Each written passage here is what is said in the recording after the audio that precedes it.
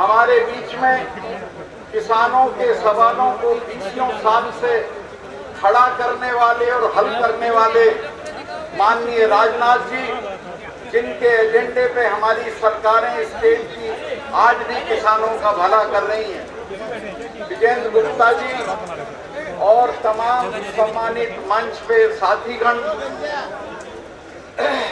आप अगर सुनेंगे तो 2 काम की बात बहुत कम वक्त में कह दूंगा। माननीय गडकरी जी, इन्हीं सवालों पे जब हमने लड़ना शुरू किया होश संभालने के बाद, तो एक भी बाल सर का सफेद नहीं था और आज एक भी बाल मेरे सर पे काला नहीं है। लेकिन सवाल तब भी यही थे और सवाल अब भी यही, ये सवाल हल नहीं हुए हैं। और अगर यहाँ बुजुर्ग होंगे जो पगड़ी बांधे हुए हैं हरियाणा के, तो ये जानते होंगे मेरी पैदाइश सन 46 की है।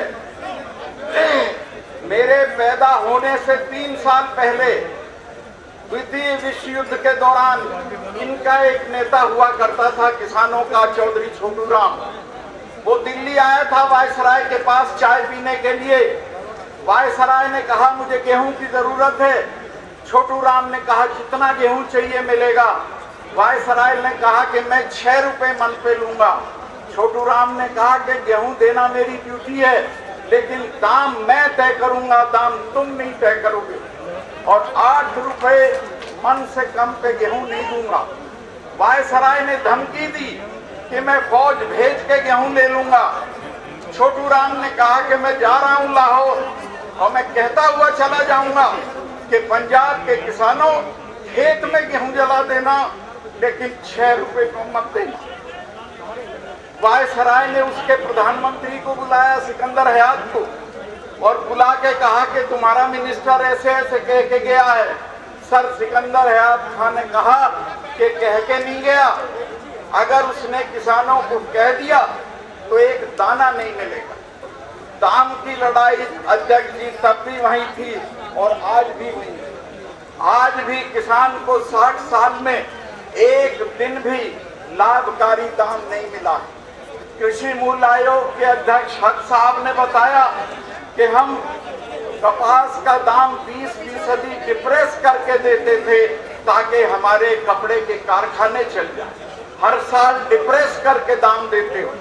कृषि लागत और मूल्य आयोग बनाया है, धनखड़ जी और हम गए थे उसके चेयरमैन से मिलने। उसने कहा मैं क्या करूं, मेरी मदद करो। दाम तय करने में मुझे 10 मैंडेट दिए हुए हैं, जिनमें लागत एक है, बाकी मैंडेट है विदेश में दाम क्या है, हमारे पास अनाज कितना है, यानी कुल मिला के हम 10 में से एक है हमारी समस्या।